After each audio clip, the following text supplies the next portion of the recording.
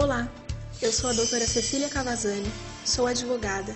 Passei no primeiro exame de ordem a que me submeti, logo após ter saído da faculdade. Após 1 ano de formada, passei em um concurso público para cartório de registro civil das pessoas naturais em Minas Gerais, considerados por muitas pessoas um dos concursos mais difíceis. Gostaria primeiramente de cumprimentá-lo por ter adquirido esse material de estudos da editora Ridel. A disposição em procurar um material com bom conteúdo e dedicar-se a estudá-lo já demonstra o seu interesse em passar no seu exame, prova ou concurso público. Você já deu o primeiro passo rumo ao seu sucesso nas provas. Em minha trajetória de concursos, percebi a dificuldade que os candidatos têm em serem aprovados no exame de ordem ou em concursos públicos de todos os tipos. Resolvi, então, me dedicar a analisar o que diferencia um candidato que estuda para a prova e é bem-sucedido, de outro que também se dedica, mas não consegue a aprovação. Como resultado dessa busca, encontrei um modelo de estudos que combina a inteligência emocional do candidato, ou seja, a preparação psicológica, com a preparação cognitiva do candidato, que consiste nos conteúdos técnicos e intelectuais abordados nos exames. Assim, hoje, além de exercer a advocacia, me dedico a auxiliar e preparar de modo eficiente candidatos a exames, provas e concursos públicos em todas as áreas. O que diferencia um candidato que estuda e é aprovado de uma pessoa que estuda e não passa na prova? A diferença entre os dois está no modelo de estudos do primeiro candidato, ou seja, está na fórmula que ele usa para estudar.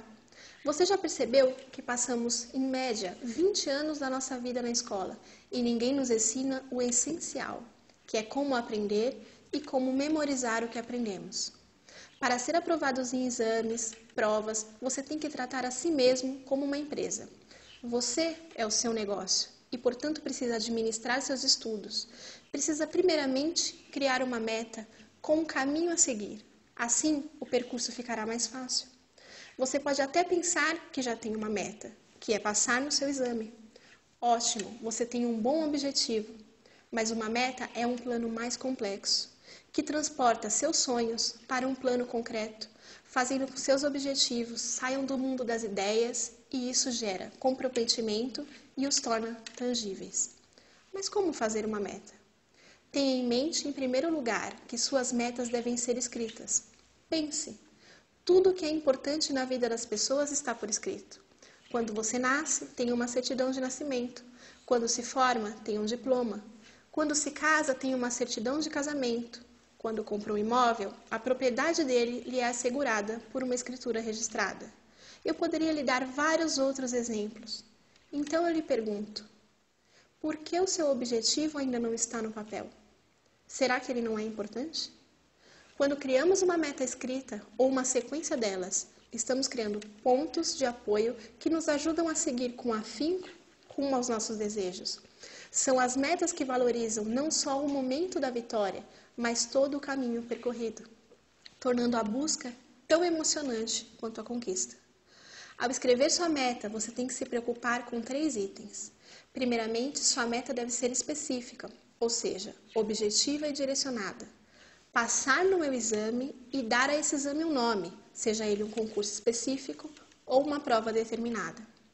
As metas também precisam ser fracionadas. Assim, você precisará fazer um planejamento para realizar seu objetivo, ou seja, estudar com afinco, dedicar tantas horas ao meu aprendizado, ficar relaxado no momento do exame, entre tantas outras etapas que você julgar necessárias para ter êxito no seu exame. E, por fim, as metas devem ser dimensionadas no tempo, ou seja, você tem que estabelecer um prazo para realizá-las. Enquanto suas metas não tiverem um prazo para serem atingidas, serão meros sonhos flutuantes no tempo. Então, determine prazos não apenas para a sua meta principal, mas para todas as etapas necessárias à sua realização. Após refletir sobre seus objetivos e escrever sua meta, guarde o papel em um lugar que você possa sempre consultar, para que sempre se lembre de seus objetivos. Isso o ajudará a manter o foco. Após aprender a fazer uma meta, você perceberá que esse processo funcionará para todas as partes de sua vida. Ajudará em suas finanças, em sua carreira e até em sua vida pessoal. Agora, quando falo com você, Não posso saber qual o seu ponto de partida rumo à aprovação no seu exame. Não sei se é a primeira vez que você se submeterá ao exame ou se já fez a prova várias vezes e não foi aprovado ainda. Então, vou procurar dar a você o maior número de informações possíveis para ajudá-lo em sua caminhada. Vários fatores podem atrapalhar você na sua jornada de estudos. Procurei identificar as dificuldades emocionais mais frequentes dos candidatos. Os candidatos para concursos e provas podem ter várias dificuldades, mas entre elas, 2 empecilhos são os grandes vilões. Em primeiro lugar, temos o famoso branco, e em segundo, a dificuldade de criar motivação para estudar, ou seja, o candidato sente sono na hora de estudos, fome, desatenção. Qualquer coisa que acontece é motivo para interromper os estudos. Essas dificuldades são entraves psicológicos. O candidato quer a aprovação, mas qualquer coisa que acontece é motivo para desânimo ou ansiedade. Assim, reflita no que faz você ter bancos no momento do exame, ou porque logo após que começa a estudar, sente sono. Conheci um candidato que estudava com grande qualidade, era dedicado, comprometido, conseguia grandes médias em simulados, mas no momento da prova tinha brancos que o impediam de ser bem-sucedido no seu exame. Em uma conversa, questionei por que ele se auto-sabotava. Depois de tanto esforço, aos poucos fomos percebendo que ele tinha uma crença, ou seja, um valor em sua vida que estava conflitando com a ideia de passar no exame. Quando era criança, ouvia seu avô dizer que o poder corrompe. E mesmo apesar disso não ser verdade, a mensagem ficou gravada em seu interior. E como ele estava fazendo um concurso para juiz de direito, que detinha um grande poder nas mãos, ele se auto-sabotava porque não queria ser corrompido e perder seus valores. Somente após saber o que o impedia de obter êxito na prova e fazer com que sua crença não tivesse mais valor, é que o candidato passou a fazer exames sem ter os brancos e, por fim, foi aprovado. Tornou-se juiz de direito e hoje utiliza seus bons valores para ajudar a dirimir os conflitos a eles submetidos. Tantos outros entraves podem impedir um candidato a não ser aprovado nos exames. Às vezes, a fama que tem um filho de ser o irmão menos inteligente, ou mesmo o mais inteligente, e toda a pressão que esse rótulo pode gerar, acaba por prejudicá-lo nos resultados. Em outras ocasiões, o concurso no qual o candidato busca aprovação o fará mudar para longe de sua família, e essa situação lhe é muito desconfortável. A ansiedade também é uma grande barreira na vida de um candidato. Para essa questão, procure fazer relaxamentos. Imagine a situação que te deixa ansioso como se ela já estivesse no passado. Imagine nos mínimos detalhes que você já fez a prova, porque para seu cérebro não faz sentido criar ansiedade para uma situação pretérita. Cabe a você, em um momento de autoanálise, descobrir a sua barreira emocional ou suas barreiras emocionais. Outra dificuldade que o candidato encontra é a pressão dos amigos e familiares. Muitas vezes, o estudante é obrigado a ouvir palpites de quem nunca esteve em seu lugar e o censura ou faz pouco de seu objetivo. Seria muito fácil dizer para você não dar importância para o que os outros dizem, mas no dia a dia, as coisas não são bem assim. Um estudo descobriu que as pessoas podem ser divididas em 2 grupos, de acordo com sua fonte de decisão. O primeiro grupo enquadra as pessoas que têm fonte de decisão interna, ou seja, decidem por elas mesmas o que é melhor para a sua vida. E o segundo grupo foi denominado de decisão externa, pessoas que no processo de decisão são influenciadas pela opinião de outras. Para saber qual sua fonte de decisão, responda a essa pergunta de pronto, sem pensar profundamente. Qual foi o melhor trabalho que você já fez? Respondeu? Agora me responda. Por que você acha que esse foi o melhor trabalho que realizou? Já respondeu? Se você respondeu minha pergunta com que sei que foi o melhor porque simplesmente acho que foi o melhor, você é uma pessoa que em seu trabalho tem fonte de decisão interna. Ou seja, a sua opinião é a mais importante. Já, se sua resposta foi parecida com porque meus colegas elogiaram ou porque meu chefe disse que estava ótimo, no trabalho você tem fonte de decisão externa. Assim, a opinião de outras pessoas ao seu redor tem grande importância para você.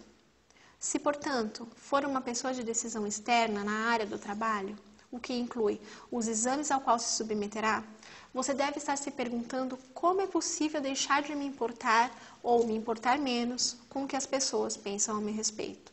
Não é mesmo? Com sua autoestima fortalecida, sugerimos que você passe a ouvir o que de bom as pessoas falam de você.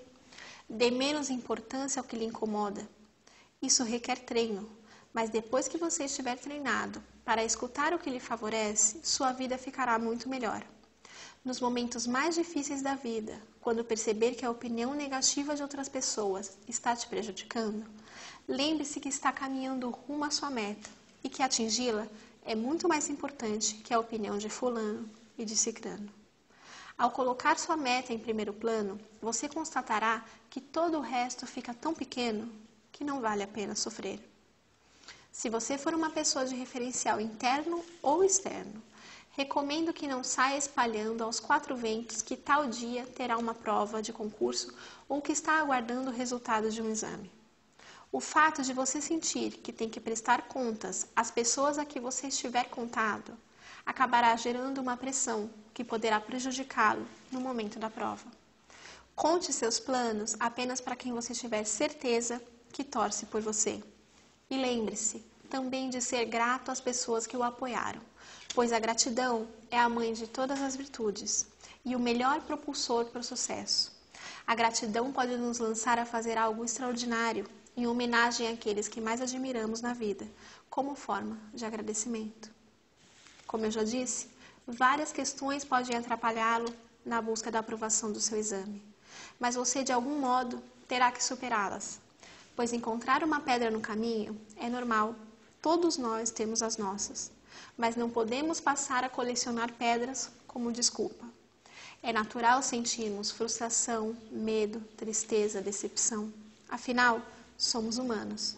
Temos o direito de chorar e ficarmos tristes, mas por pouco tempo. Pois temos o dever de aproveitar o que cada situação nos traz de bom, procurando sempre um paradigma que nos beneficie. Não que isso seja fácil. Passar a olhar a vida por um prisma mais otimista pode de início requerer um grande esforço, mas depois torna-se um hábito. E para se acostumar a ter uma visão otimista da vida, habitue-se a perguntar como é possível transformar um acontecimento ruim num bom acontecimento e não ficar remoendo os episódios difíceis que já viveu. Na vida, sempre teremos questões para resolver e você ainda tem as questões do seu exame. Agora, você precisa colocar os seus planos em prática. Para isso, organização é essencial. Pode parecer perda de tempo parar e organizar seus estudos e seu ambiente de estudos.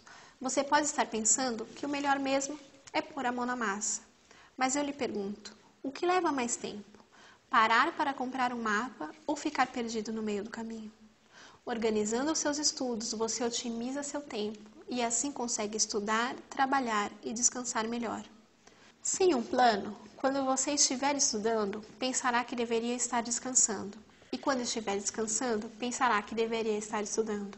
Assim, você nem estuda, nem descansa de modo satisfatório. Para colocar seu plano em prática, faça uma primeira avaliação e verifique o ponto de partida. Sem saber sua nota de saída, fica difícil medir o seu progresso, o que pode causar desânimo. Você compete consigo mesmo e cada ponto conquistado deve ser computado. Não importa que sua nota seja baixa, o mais importante nessas primeiras avaliações é ter consciência do nível em que está e o quanto precisará aumentar sua nota para conseguir ser aprovado. Faça uma agenda para o seu exame e aprenda a lidar com o tempo. Lidar com o tempo consiste principalmente em envolver-se com o que você está fazendo naquele momento e viver a experiência do presente, de forma consciente, o que torna mais fácil seguir seu caminho e seu cronograma de estudos. Mas como fazer um cronograma de estudos? Meu conselho é que você estabeleça um prazo para se preparar para a prova, que não deve ser muito curto para que não se frustre, nem muito longo para que não perca o foco. Dentro desse prazo, distribua as matérias que você precisa estudar. Faça essa distribuição por afinidade. As matérias parecidas devem ser estudadas uma em seguida da outra, o que gera um intercâmbio de informações e o ajudará a memorizar seu conteúdo. Outra dica importante é estudar todas as matérias solicitadas no edital